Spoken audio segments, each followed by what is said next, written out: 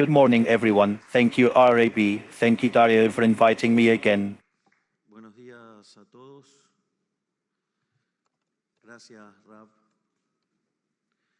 And being part of this forum to which I assist with so much pleasure and pride. Today's talk is going to be about a topic that is currently receiving public attention. La charla de hoy va a ser sobre un tema que en este momento Which is the idea of what we had already called the endogenous dollarization notoriedad pública, que es la idea de by the month of September of last year. por el mes de septiembre del año pasado nosotros habíamos llamado la dolarización endógena. So I am going to try to make the most intuitive version possible. Voy a tratar de hacer la versión más intuitiva posible. On Tuesday, I have one that is a little more rough. El martes tengo una que es un poquito más áspera. But basically, I'm going to try to do it in a very intuitive way. Tratar de hacerlo de manera bastante intuitiva. And I think that if we essentially understand the nature of money, Esencialmente la naturaleza del dinero, it will be very simple to understand what we want to do and why we want to do it and how we are going to do it. queremos hacer y cómo lo vamos a hacer. Apart from that, it is clear that even if it is a tactical talk, Está claro que igual, digamos, por más que sea una charla técnica, I'm no longer a politician and I am no longer the president of the nation. de ser el presidente de la nación, And it is clear that last night the party of the state, the corrupt, won a battle. anoche el partido del Estado, los corruptos, ganaron una batalla That they are not going to win the war. para ganar la guerra. We are going to continue to fight against corruption until we finish kicking them in the ass. Hasta que los terminemos de sacar a patadas en el culo.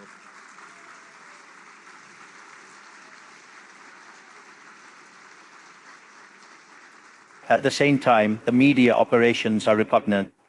Al mismo tiempo, es repugnante las operaciones For example, the one that the infamous Cain group has undertaken que ha emprendido ese infame grupo to vary by dirtying, calumniating, para variar, ensuciando, calumniando. but hey, if you look at my Twitter account, you will see why there is so much hate.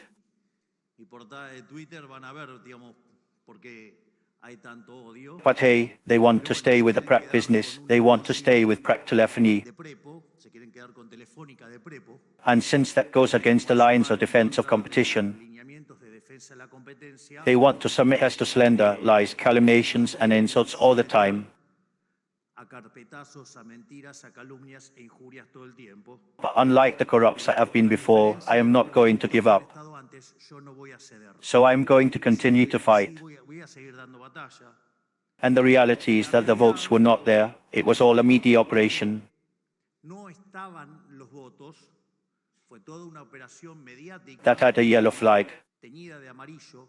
The votes were not there. The votes were not there.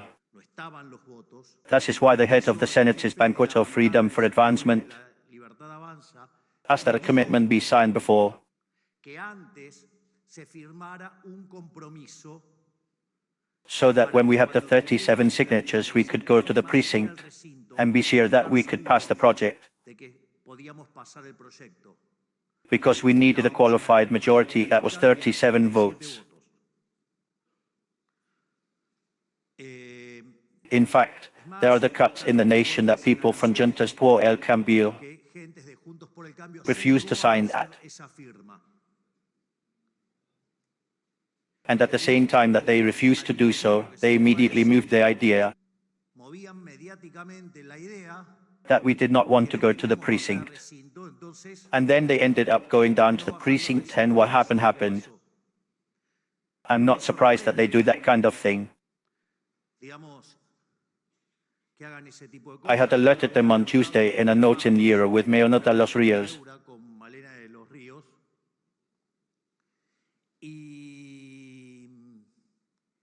Y no and me I am not surprised by several things.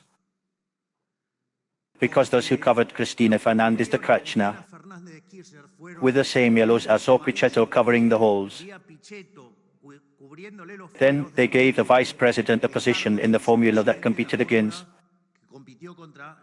Gopicho Fernandez. Not only that, but they have been in the city for 17 years and they never took it out. And in the 4 years of government that they have, they did not take it out either. And then now the one who does not want to take it out is me. No. The one who does not want to take it out is the state party. And the truth is that it deeply disappoints me what the deputy Los Penosos openly lying, because the journalists already knew that they were lying. And also lying that there had been ATMs in different things, that the data is available and that they proved the lie. If we want to end up with the correct, one of the things we have to end up with is with a lie, because the lie is also a form of scam. So it was to make it clear, because also that project that was faced, which had never happened by deputies, it happened when I moved my land with a project to make it happen. We took it to the Senate, but they made us a scam, no problem. We are going to try again. I will not give up a millimeter. But what can they pretend from those who say they are in favor of freedom and say that public spending in the city should not be cut when they quadrupled the size of the state? The question is, how many elections did they promise that they were going to be? And the answer is no. The question is, how many elections did they promise that they were going to lower taxes? Because they will not be able to lower taxes if they do not lower spending. I warn you, that is, so that you can see how they are lying to you. Or how they lie to you, let's say, when they have a candidate who talks about universal minimum income. That is a typically socialist measure. Or when they have a candidate who says he is going to give subsidized credit. That is against all market logic. Or directly, when they lie, saying that we want to close schools and hospitals. That it is the same negative campaign that must in 2023. And it must be because they hire the same human garbage of Gutierrez Rubin, who is dedicated to making a negative campaign.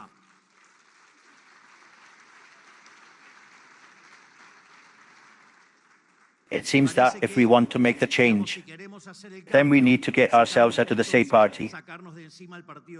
But it seems that they like to defend the state because they like to defend kiosks. Having said this, now I am going to talk about endogenous dollarization. To understand the question of endogenous dollarization, the most important thing is to understand what money is. This, which seems to be obvious as a tautology, nonsense. In reality, I have my doubts that even my colleagues understand it. Seriously. I mean, I have the feeling that if not, they would not say the amount of barbarities they would say. In fact, all those who listen when they say that inflation is multifaceted, well, that's dumb. They don't know what money is. Something that I am now going to explain. The nature of money, the monetary nature of inflation. And from there I am going to later, when we understand how it works. I am going to go to the monetary part and I am going to explain just how it is. The problem of endogenous dollarization. The first point is the base, the beginning, is the economy of money. That is, you have to start thinking about an economy without money. That is, to understand why money appears. If you had an economy without money, you would have two problems. The first problem is what is called the double coincidence. You are going to need to find another person who wants what you sell, and you want what the other person is selling. That is a huge problem. In a small community, not so much, but in a large community, it becomes a Herculean task. Therefore, if that happens, many transactions are lost. And if transactions are lost, the quality of life of the community drops dramatically. Now, let's suppose that they are so lacking tienen tanta suerte that they find a context in which they find a se person, encuentran con un contexto en el cual encuentran la persona. and then another problem Y aparece appears, otro problema which ahí, is what is called the problem of indivisibility. That is, it may be that Baker wants a conference of mine, una conferencia mía, and I yo want to eat quiero bread. comer pan. But the problem is that in a conference of mine, Conferencia mía, digamos, so much kilo of bread, tanto kilo de pan no my expectation is that it is a lot. iba esto de que sea muchísima. So you can imagine that. Que, ni Not being a siquiera mandro, I could have so much bread. Well, then, there appears what the problem is. The T problems which one has to solve. Entonces ahí aparece lo que es el problema de los dos problemas bajo los cuales Did the people didn't start crying uno tiene que empezar. because there were these two problems? What did people do? They looked for the way solution. And this is important because how did they find the solution? How did this get fixed? Then something appeared that called the problem of indivisibility. That is to say, what did people see? That there were goods that had many exchanges, that were made many exchanges. So, in reality, they started buying those goods, not because they wanted them naturally, but because they used them to buy other goods. So, what did they see? What did they use to buy other goods? And those goods were used as indirect exchange goods. These later transformed into money. That is, they appeared in that context that money was merchandise. So, for example, what was the first money that a human being used? When he was still a nomad, the first money he used was cattle. Why? Because they traveled with the cattle, walked with the cattle, they moved with the cattle. And what was the cattle used for? To eat. So they made exchanges in terms of cattle. Now, when the man became sedentary, they found other ways to feed themselves too. So, for example, a food that was used a lot was bread. And you make bread with wheat. So wheat became a currency. Then the term salary. Where do you think they come from? Precisely because you are paid in salt. This is interesting. The first question is, have you ever tried salt-free food? It's a bit complicated. That's why it was a very valuable good. It was good for the species. And the other thing is, do you know why they say that one salt spills, it's bad luck? Because what happens? You went and made a transaction and took a bag of salt. And what happens? If you manipulated the bag of salt, what could happen? That salt fell and flow. Consequently, they were losing money. It was bad luck, clearly. So how is the custom? So you went to the transaction and put the bag on the scale. And then the other person took it. Tobacco was also used. Different types of goods were used. In fact, during the German hyperinflation, nails were used. And there is an anecdote that Milton Friedman talked about. That is very funny. And the Germans also used cognac, which is the most liquid definition of money he has ever known. Also, if you look, here we are varied in ages.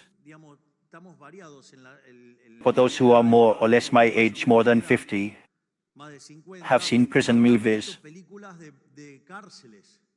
And the money that was used in prison, what was it? Cigarettes. Now look, that this type of money complies with two of the three functions that money has. It can be a unit of account, clearly. It could determine prices in cigarettes or in salt. or in tobacco, or in whatever you want. And it was also the unit of account, and it was a generalized payment method. Now, what was the problem with that type of money? It was not what? A store of value. In fact, if you look at store value, this is interesting. Could you have ice cream as a store of value? Now, why couldn't you have ice cream as a store of value? Because it melts. What does it mean that it melts? That the interest rate then is negative. I'll give you detail. That dollars stuffed under a mattress also have a negative interest rate because they are losing value with the inflation of the dollar. I'll give you a piece of information just so you have it incorporated, so that when I tell you to put the dollars in the system. So, the problem with all those goods was that with the passage of time they degraded. Consequently, they were not stores of value. So, how did the human being fix the problem? That they were not stores of value? They looked for something that did not degrade. And then what did they find? The metals. Then the golds appeared. Silver appeared and bonds appeared. Gold for large transactions, silver for smaller transactions, and also bronze for small transactions.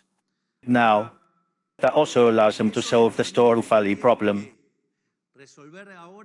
They can also be a unit account and a generalized payment medium, and also now it can be a store of value. Now I'm going to go to something that I particularly enjoy, and with a hero, a capitalist and a co-peer knowledge, which was the Robin Hood fox. I say the Robin Hood fox was an anarcho-capitalist.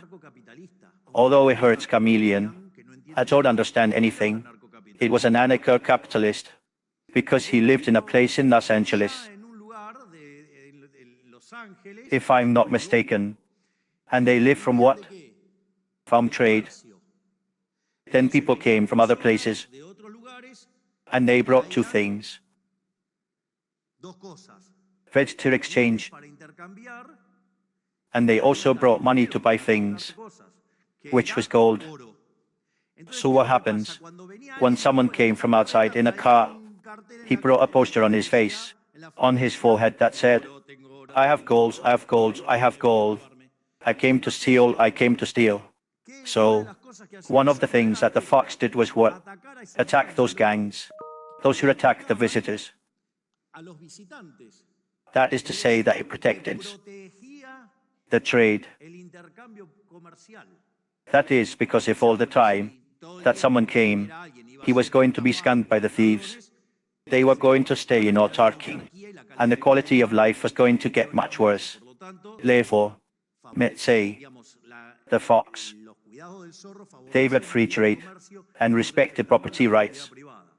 And who's the other enemy of the fox? The soldiers who represented who?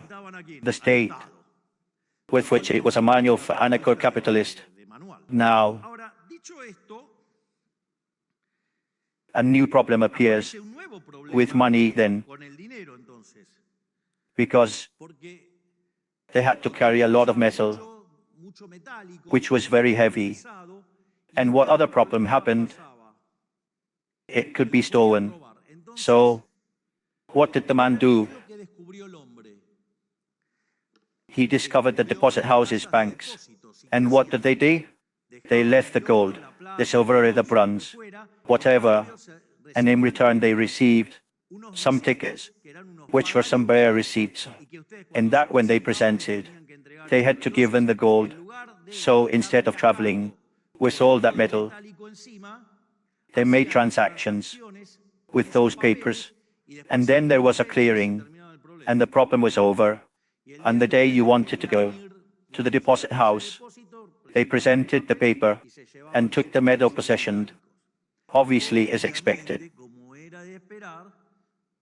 A fraudster always appears who wants to take advantage of that. So, what did he start doing? He started issuing papers without having the metal. And what happened? When that situation occurred, they increased the number of papers, but the goods were exactly the same. So, the prices denominated in those papers, what happened? They went up.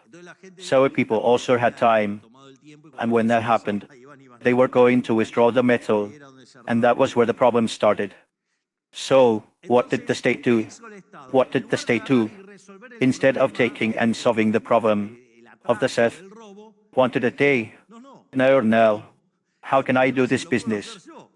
And what did it do? It monopolized the production of money. So now the state did it. I mean, the state does not accept competition in robbery. It has to be the only one. He started thinking that if you did the things that the state does, you would go to jail.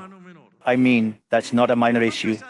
But beyond that, which is the interesting thing, from that point on, another problem arose. Because when the monarchs and feudal lords started to screw the paper, there was a time when, for example, what they did was that they would hit the gold coins in a sack, and with what was falling, they would do something else. That was embezzlement. It was how they cheated on people. Then the coins began to weigh less. So, that's beyond this week. Let's say about what is fair. I mean, within the things that are fair, you can't allow false weights. This is basically the same. If you want, I grab the phone and I bring it more precisely. Or later I pass it to Dario. He shares it. So, everything is in line with the plan. Everything is in line with the plan. Having said this, what happened? When he began to degrade the coins, what happened? They had to, instead of using the coin, they wanted to use another one. Why? Because they didn't want to lose value. So, what did the monarchs of feudal lords impede? The forced cars. That is, forcing them to retain money. Therefore, they punished them with the inflationary tax. But beyond all this, then nothing.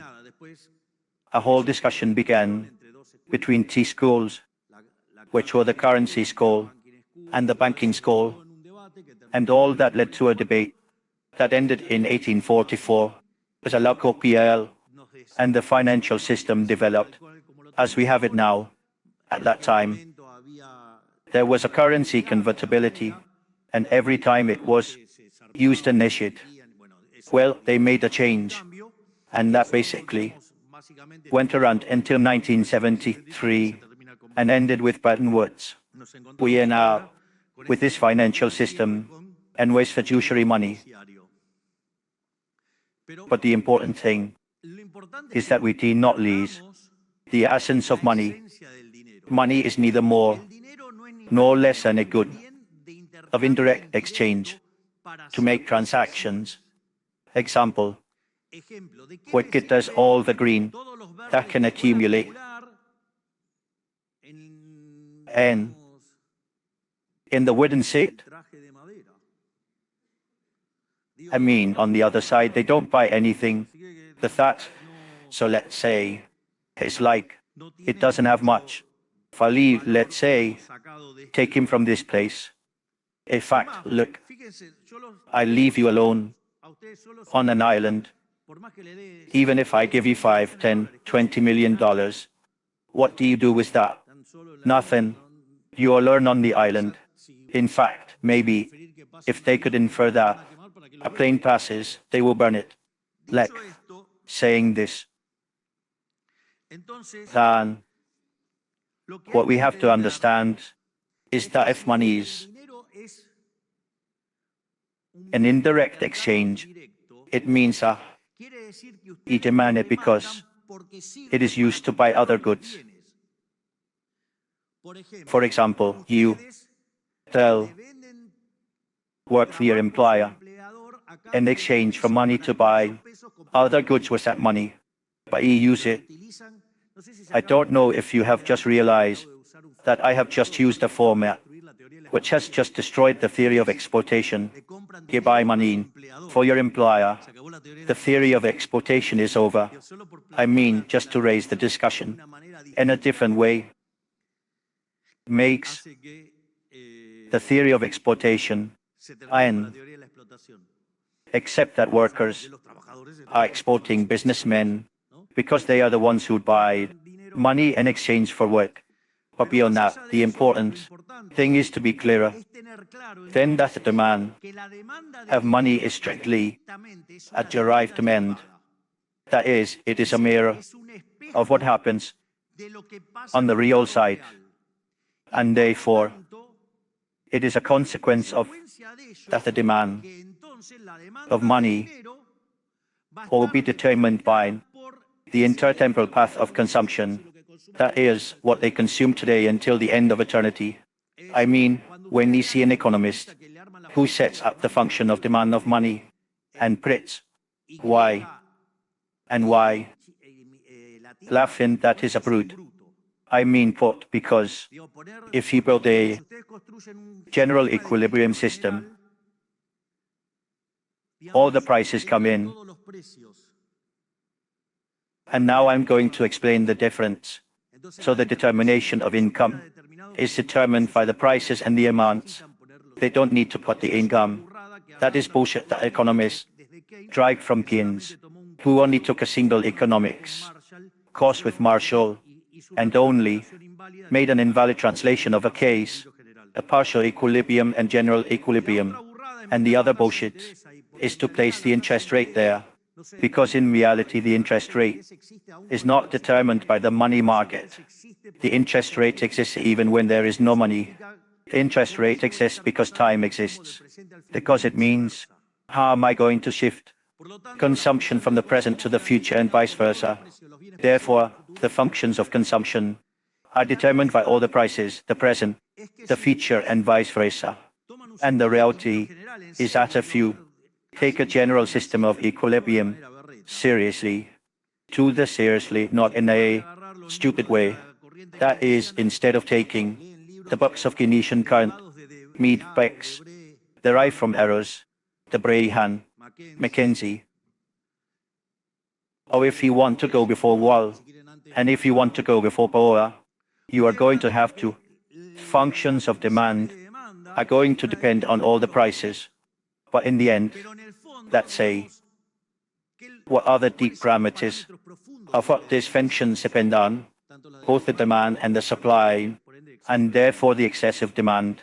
They are going to depend on the deep parameters, therefore the preferences, which is given, the technology, which is something that they do in some assumption about the technological progress is given, the donations which are given, and the system of property. Therefore, once he specifies the model, it is hard as a rock. That is granitic. It is something granitic. Unfortunately, if you do nothing, the system has a set of functions that only depends on the prices, but they are also granitic. Therefore, in normal conditions of pressure and temperature, the demand for money is granitic, except that a sinister entity called central bank appears. Why? Because basically, reflect deep parameters are not under the control of anyone. Then the demand for real money has to be equal, in balance in the monetary market, to the real money supply, that is, the amount of money divided by the price level. And then what do we get to? We get to the monetary nature of inflation. Why? Because if the amount of money is fixed, yes, and the demand is fixed, the monetary supply divided by the monetary demand gives the price level. And if you increase the money supply, the prices rise. That is where the monetary nature of inflation arises. That inflation is always and everywhere monetary phenomenon generated by an excess of money supply, either because the supply rises, or because the demand falls, or because the two things happen at the same time. That leads to a loss of purchasing power. That means that all the prices expressed in monetary units rise. And I'll tell you something, and the exchange rate is one more of those prices. Nothing disillusioned that the exchange rate determines the prices. Now, the amount of money determines the prices, and one of those prices is the exchange rate, which is the price of foreign currency, in the case of the dollar, of the United States. This is very important to take into account in that context, and to not complicate them. That is, there is a whole discussion about monetary supply that we can do. But what I care about, especially to tell you today, is at the price level, and the equation is given by the quotient between the money supply and the money demand, and that the amount of money is what is called the nominal scale. And as I move the amount of money, I move the prices. That if you extend it to an open economy, you can say, in the same way that I determine the local price by the local monetary supply against the demand of local money, I can do the same for whom? I can do the same precisely for example, for the United States. So the price in the United States must also be given by the quotient of the money supply over the money demand. Why is this important? This is important because if there is an arbitration, that is called the law of the single price, or also, let's say that, extended to an open economy, is called parity of the purchasing power. That means that the local price is equal to the price of foreign currency, that is, the type of change, the dollar, by the level of prices of the United States. So notice that the type of change is determined by the local price divided by the price of the United States. And as the local prices go up with respect to the United States, then you would have reasons for the type of change. Tigray. Now, if I consider that the demand for money is a factor K multiplied by the national income, which is a fraction of the income, I will be left with the type of change determined by the quotient between the amount of local money. I will divide the foreign monetary supply by the coefficient of foreign monetization on the local and by the foreign income and the local income. That is us. The monetary supply, I am going to do it directly with the Argentine case so that we know the problem.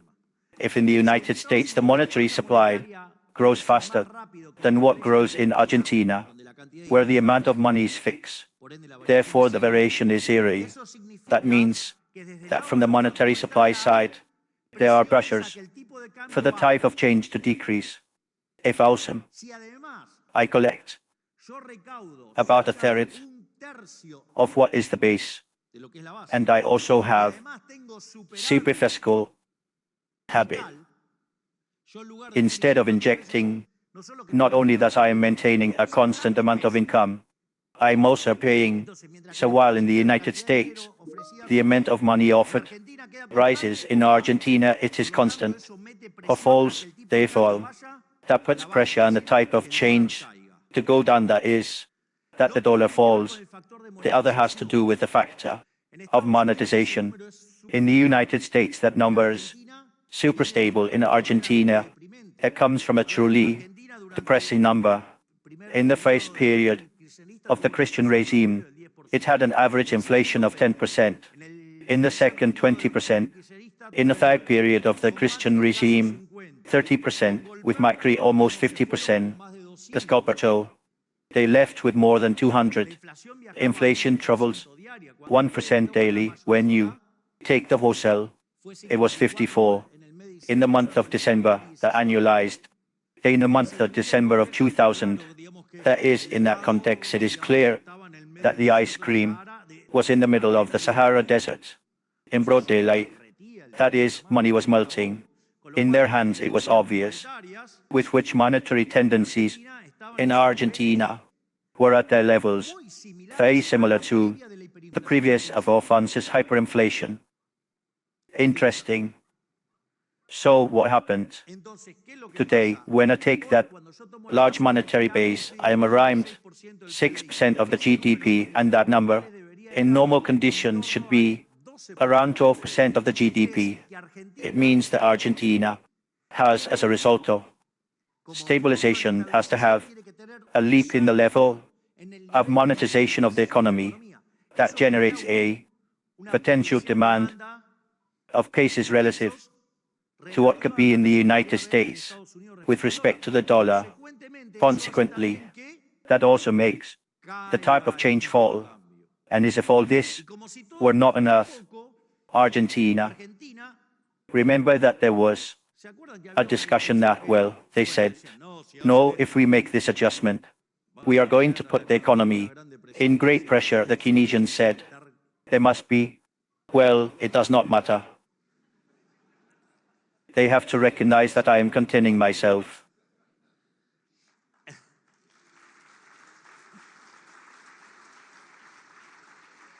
It is that it gives me, I do not know what, to be pro-millennial in front of the rap.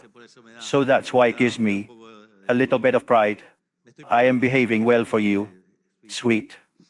So, now, look. First, they said that we were going to sink into Great Prussia. Second, that we were going to do an L, that is, that we were going to reach a floor, and we were not going to raise it anymore. Then they started with that it was going to be next pipe, but soft. Then next pipe. Then they recognized that it was going to be in the court.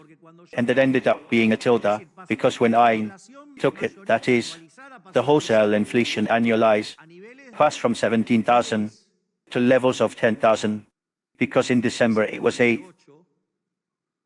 And they predicted all kinds of aberrations in the GDP was going to destroy everything. The demarcation of December ended 6% above December 23. That is, not only did we break the inflation rate as never in history, but also the economy expanded, while they have to burn all the Keynesian tax breaks.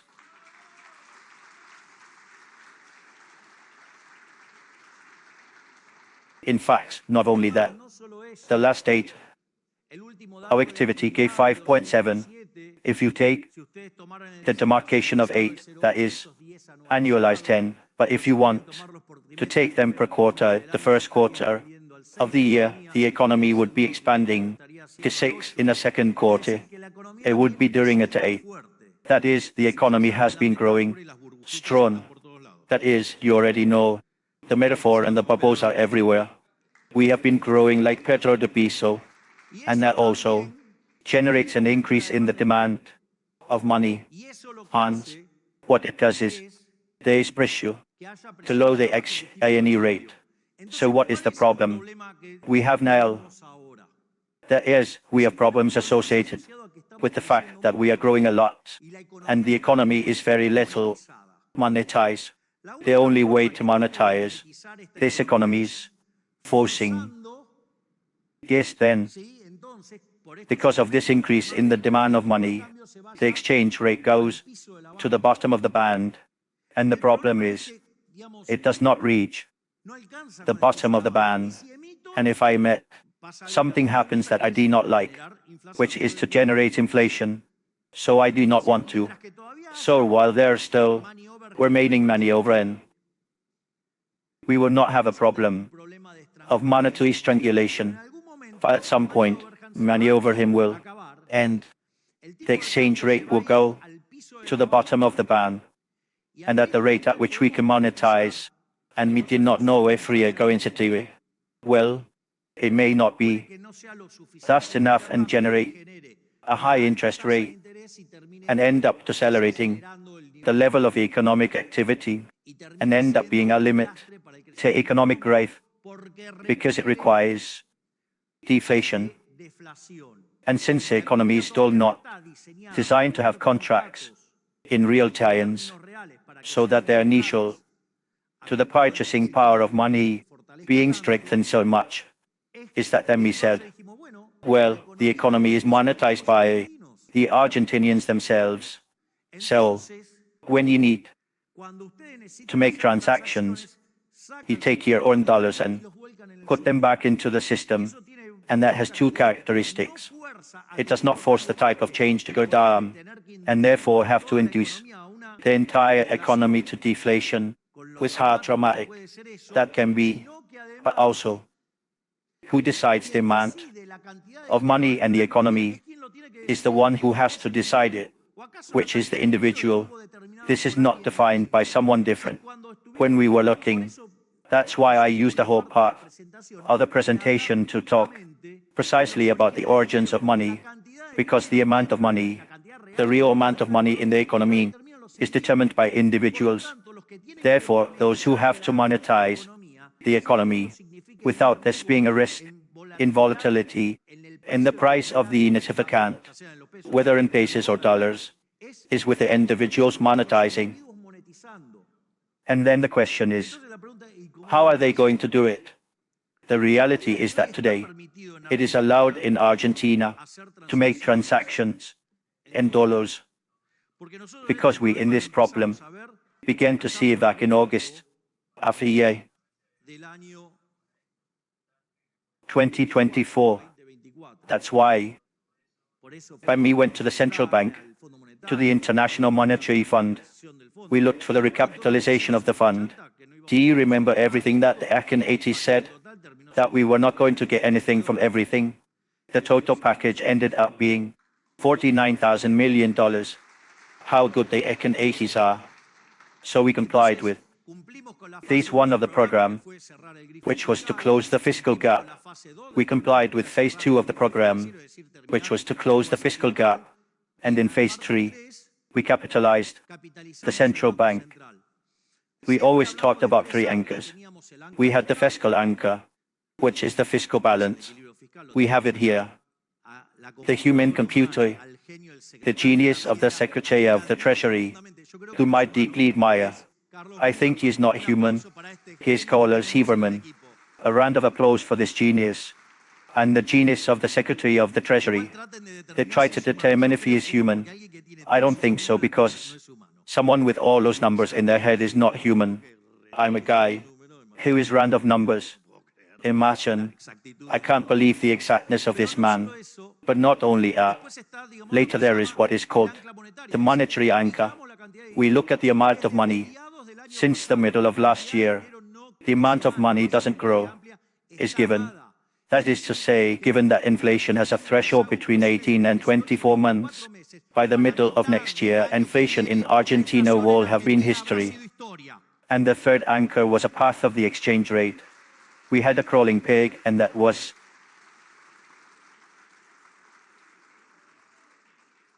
Y el tercer ancla era un sendero del tipo de cambio.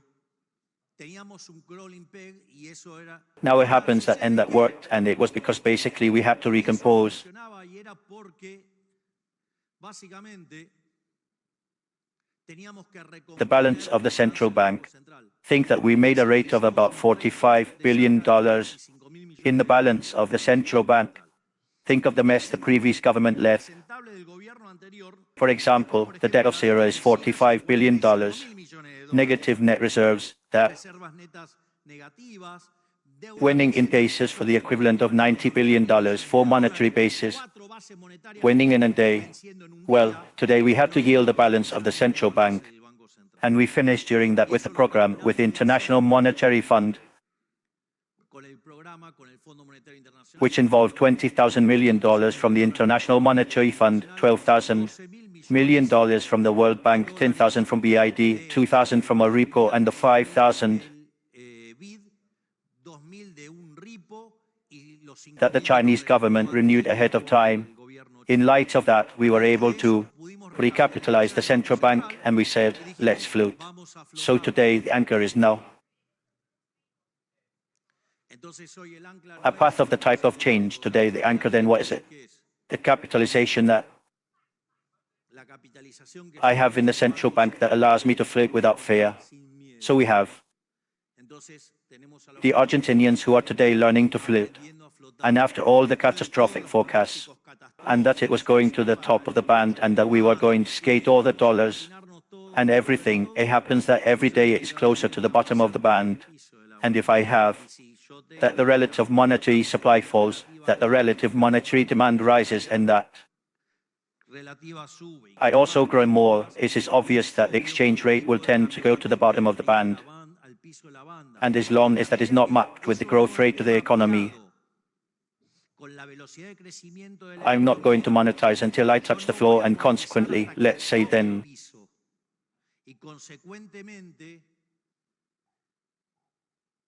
I am going to have to monetize in some way, and that is why we allow the competition to be monetized. I make a note of color because if you remember, we said, there are the reports I said, if I get $15 billion, I open that basket. The reality is that we need the $12 billion to do it, but to be a little safer, we said 15 billion. Do you remember that everyone said, no, in the election year, it will not open, it will not open, it will not be encouraged to open the basket. If you do it, you do it. And they said that for the year, for the 1st of January, 26, the basket was not going to exist anymore, and if I got that money, $15 billion would open.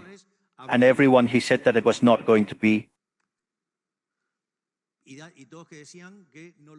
because it was an election year. Well, guys, the basket is a tool of torture, and there is nothing that justifies losing freedom or giving freedom. We got $20 billion cash, and despite all the forecasts, we did what we had to do, and we took out the basket. And the idea then is, how do we monetize the economy?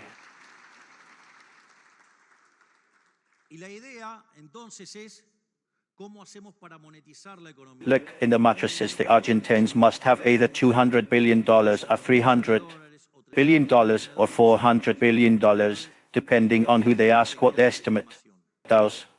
And that could be a huge injection that a savings enters the system in.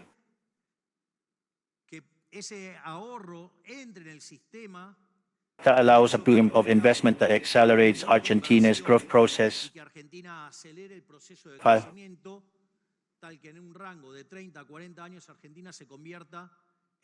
Richest global powers with a color note that 2/3 of that improvement could be seen in the period of 10 to 15 years. And that is why we are motivating endogenous dollarization, precisely so that the process does not live past.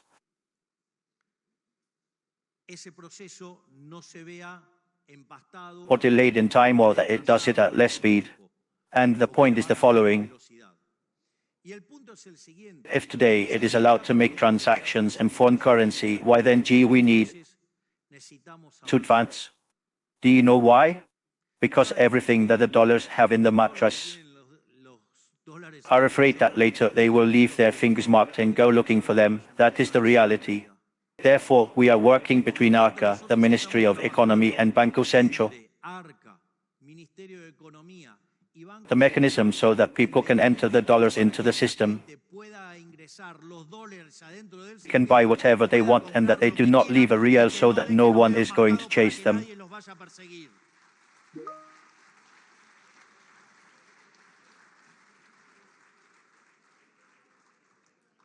He shouldn't draw their attention. I am a libertarian liberal, and I said this at some point. And obviously the political class, the state party, came out to hit me. I told them, at some point I said that those who had the dollars in the mattress were the heroes who were going to get ahead of this country.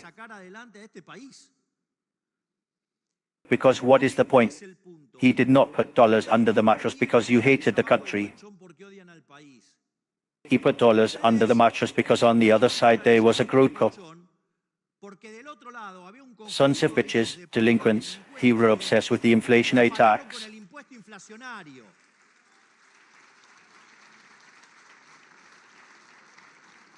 Not for nothing, from 1935 to the date we removed 13 zeros from the currency. Clearly we could remove 3 zeros more, that is, we could rescale everything to 1 equal to 1,000. So those who take the dollars under the mattress are not delinquents. They are people who escaped from the legal delinquents, who are the politicians. And the thief who steals, all the thieves want 1,000 years of forgiveness. In short, it is as if you defended yourself from a stump and they punished you. To continue rewarding this lump. No, that is wrong. Here you are going to ponder the people of good, and therefore you will be able to get your dollars without having to leave your fingers marked, because you are the ones who are going to get the money. Here you are going to ponder the people of good, and therefore you will be able to get your dollars without having to leave your fingerprints, because you are the ones who are going to get the money.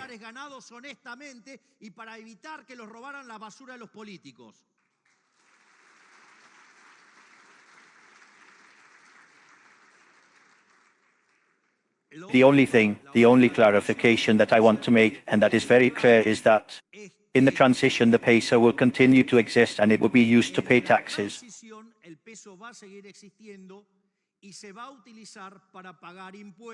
This means that they will continue to use pesos, they will use it to pay taxes. With the economic growth and with this remuneration, the peso will continue to be appreciated. But it will be so small compared to the amount of dollars that the system will be dollarized endogenously. And when that happens, we will be able to close that sinister institution that has done so much harm to the Argentines and end up gaining our monetary freedom, so that no politician can ever steal again with the inflationary tax. Long live freedom, damn it. Thank you.